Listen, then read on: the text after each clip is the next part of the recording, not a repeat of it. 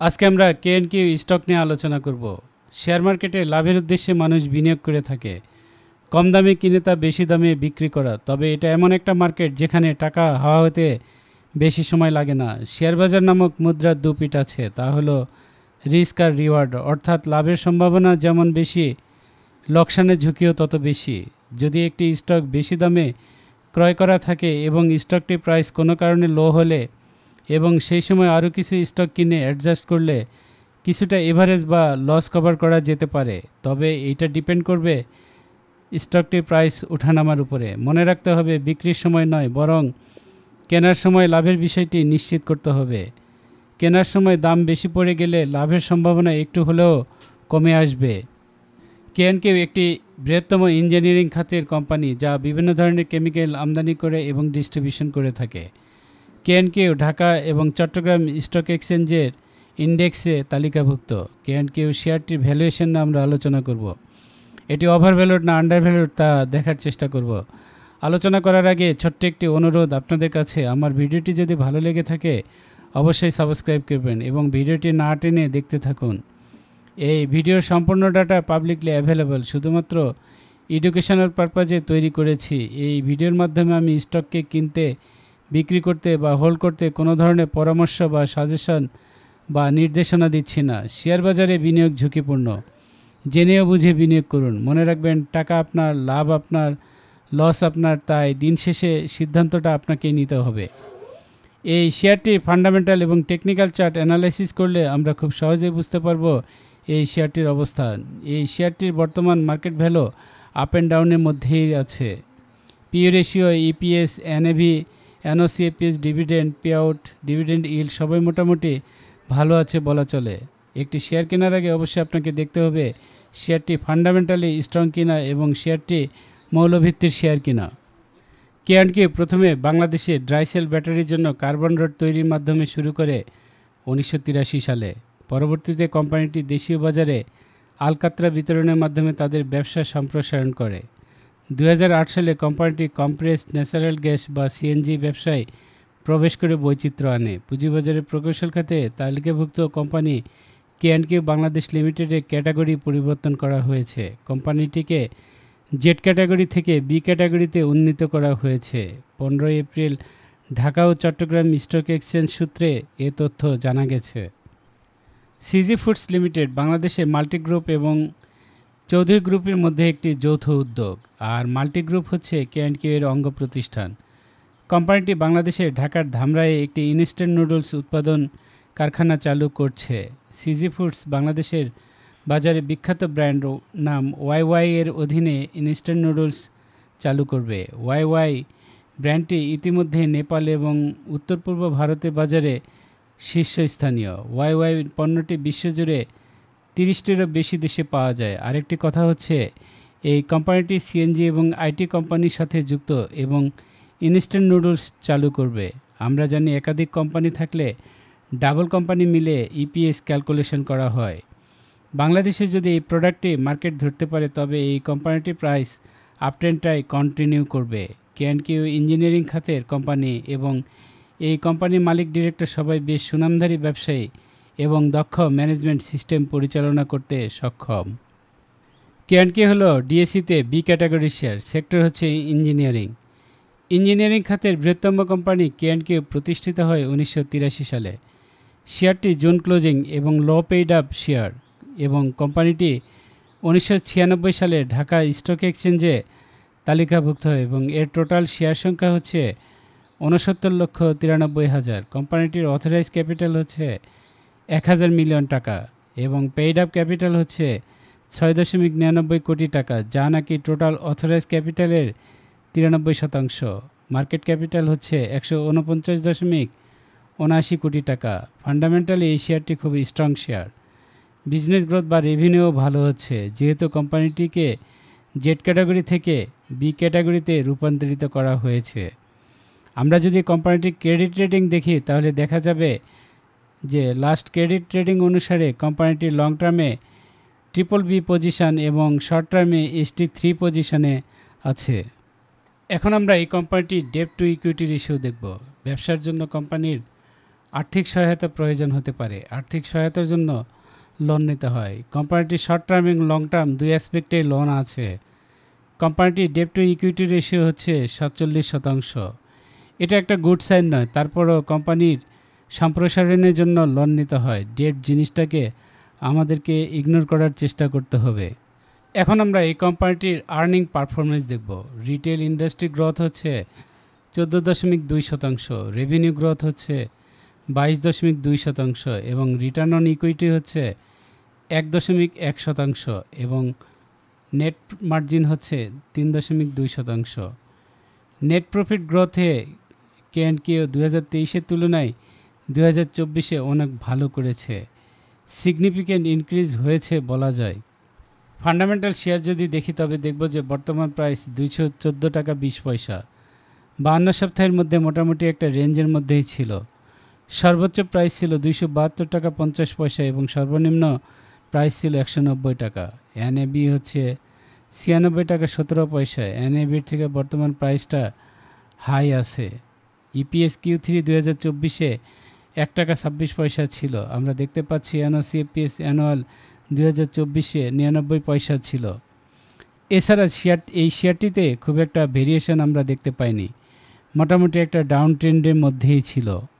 এই কোম্পানিটির বর্তমান পিই রেশিও বা মূল্যায়ন অনুপাত হচ্ছে 64 টাকা 13 পয়সা। গত বছর পিই রেশিও ছিল 333 টাকা 77 পয়সা। পুঁজিবাজারে বিনিয়োগের জন্য অন্যতম গুরুত্বপূর্ণ নির্দেশক হল পিই রেশিও বা মূল্যায়ন অনুপাত। কোম্পানিটির ইন্টারিম পিই হচ্ছে 63 টাকা 98 পয়সা এবং অডিটেড পিই হচ্ছে 318 টাকা 96 পয়সা। এখন আমরা এই কোম্পানিটির প্রাইস টু সেলস রেশিও দেখব। আমরা যদি K&K এর তার প্রাইস টু সেলস রেশিওর সাথে তার যে এক্সিস্টিং পিয়ার কোম্পানিগুলো ঢাকা স্টক এক্সচেঞ্জে লিস্টেড আছে তাদের সাথে কম্পেয়ার করতে চাই, দেখা যাবে অন এভারেজ অন্যান্য সকল কোম্পানির তুলনায় K&K এর রেশিও তুলনামূলকভাবে বেশি। দ্যাট মিন্স আপকামিং ইয়ারে কোম্পানি তার পিয়ার কোম্পানিগুলোর তুলনায় বেশি রেভিনিউ দেওয়ার পসিবিলিটি আছে। ন্যাব হলো নেট সম্পদ মূল্য। এটি শেয়ার প্রতি কোম্পানির নিট সম্পদের মূল্য প্রদর্শন করে, যা কোম্পানির শেয়ারের প্রকৃত মূল্যের পরিচায়ক। একটি কোম্পানির শেয়ার প্রতি কত টাকার সম্পদ আছে তা জানতে পারবেন এই এনএভি দেখে। বর্তমান K&K এর ন্যাব হচ্ছে 96 টাকা 17 পয়সা এবং বর্তমান প্রাইস হচ্ছে 214 টাকা 20 পয়সা। 2023 সালে কোম্পানিটির এনএভি ছিল 76 টাকা 43 পয়সা। এখন আমরা এই কোম্পানিটির নেট অপারেটিং ক্যাশ ফ্লো পার শেয়ার বা এনওসিএফপিএস দেখব। শেয়ার প্রতি আয়ের চেয়ে শেয়ার প্রতি নগদ প্রবাহ বা নিট আয় কোম্পানির শক্তি বা গতিশীলতা বোঝার জন্য বেশি গুরুত্বপূর্ণ। ইপিএস ম্যানিপুলেট করা সহজ, কিন্তু এনওসিএফপিএস ম্যানিপুলেট করা কঠিন। তাই বলা যায় এনওসিএফপিএসই হচ্ছে কোম্পানির প্রকৃত আয়। K&K এর এনওসিএফপিএস হলো 1 টাকা 48 পয়সা 2024 Q3 এবং 99 পয়সা 2024 অ্যানুয়াল। যে কোনো নির্ধারিত সময়ে একটি কোম্পানি শেয়ার প্রতি কেমন লাভ বা লস করছে তার হিসেব হচ্ছে ইপিএস। আপনার বিনিয়োগ কতটা সুরক্ষিত বা ঝুঁকিপূর্ণ সেটা সম্পর্কে স্পষ্ট ধারণা দিবে এই ইপিএস। প্রত্যেক কোম্পানি বছরে 4টি কোয়ার্টারে ইপিএস দিয়ে থাকে। চলতি বছরে কোম্পানিটি শেয়ার প্রতি আয় বা ইপিএস হয়েছে 3 টাকা 34 পয়সা এবং আগের হিসাব বছরে একই সময়ে ছিল 67 পয়সা। ইপিএস হচ্ছে 3 টাকা 34 পয়সা এবং প্রফিট হচ্ছে 45.70 লাখ টাকা।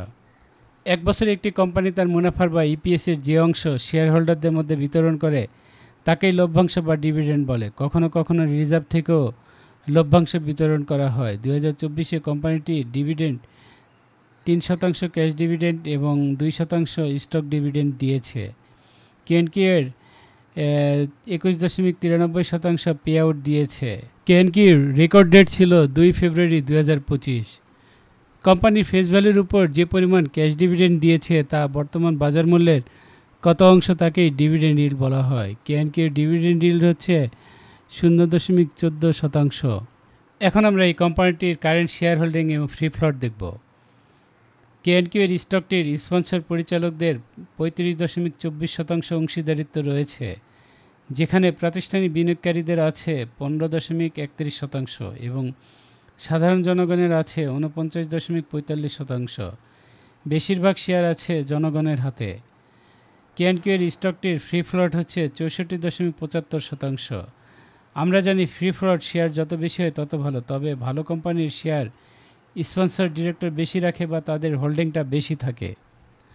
আরএসআই হলো একটি জনপ্রিয় মোমেন্টাম অসিলেটর যা ট্রেডার এবং বিনিয়োগকারীদের দ্বারা স্টক এবং অন্যান্য আর্থিক সম্পদগুলিতে ওভারবট এবং ওভারসোল্ড লেভেল শনাক্ত করতে ব্যবহৃত হয়। আরএসআই যদি আমরা লক্ষ্য করি তবে আমরা দেখতে পাচ্ছি 54.71 আছে। 2024 আগস্ট মাসে আরএসআই 68 এর উপরে উঠেছিল।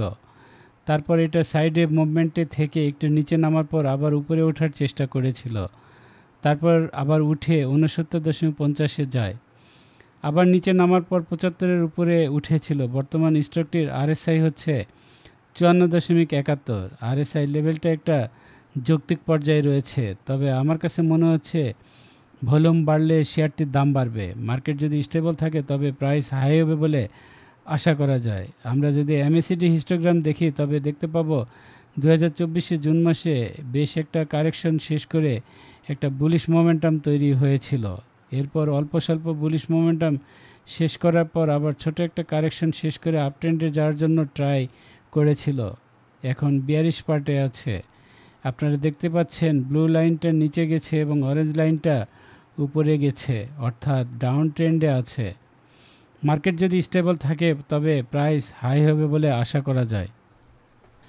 এখন আমরা চলে যাব টেকনিক্যাল চার্টে। ডে চার্ট আপনারা দেখতে পাচ্ছেন। এই শেয়ারটিতে আমরা দেখতে পাচ্ছি 7, 8, 9 এপ্রিল এর ক্যান্ডেলের লেন্থ বড় হয়ে গেছে, কিন্তু সেই আপট্রেন্ডটা কন্টিনিউ করতে পারেনি, আবার কারেকশন মোডে যায়। এই কোম্পানিটি স্মার্ট মানি কারেকশন হয়েছে। কোম্পানিটি 25 ফেব্রুয়ারি সর্বনিম্ন প্রাইস ছিল 190 টাকা 50 পয়সা, ইয়ারলি লোয়েস্ট প্রাইস ছিল। তবে এখানে আসার কথা হচ্ছে যে কোম্পানিটি জেড ক্যাটাগরি থেকে বি ক্যাটাগরিতে উন্নীত হয়। জুন ক্লোজিং শেয়ার, Q3-তে ইপিএস দিবে এবং আশা করি ইপিএস ভালো হবে। স্টকটির প্রাইস 2024-এর প্রথম সপ্তাহে হাসিনা আওয়ামী শাসনের অবসানের পর 12 আগস্ট 2024-এ স্টকটির দাম 258 টাকা পর্যন্ত উঠেছিল, কিন্তু সেটা কন্টিনিউ করতে পারেনি এবং নভেম্বর মাসে 260 টাকার উপরে উঠেছিল। কমতে কমতে স্টকটির দাম এখন 214 টাকায় নামে। আপনি যদি 210 থেকে 220 টাকার মধ্যে পান তবে এখনও একটু একটু করে এন্ট্রি দিতে পারেন। স্টকটির অলরেডি কারেকশন হয়েছে, এই মুহূর্তে আর কারেকশন হওয়ার পসিবিলিটি নাই বললেই চলে। এখন স্টকটির দাম আপট্রেন্ডে কন্টিনিউ করবে বলে মনে করছি, ধীরে ধীরে বাউন্স ব্যাক করবে। আর যদি 260 টাকার উপরে কেনা থাকে তবে এখনই স্টক কিনে এভারেজ করতে পারেন। ভবিষ্যতে এই দামে স্টকটি নাও পেতে পারেন।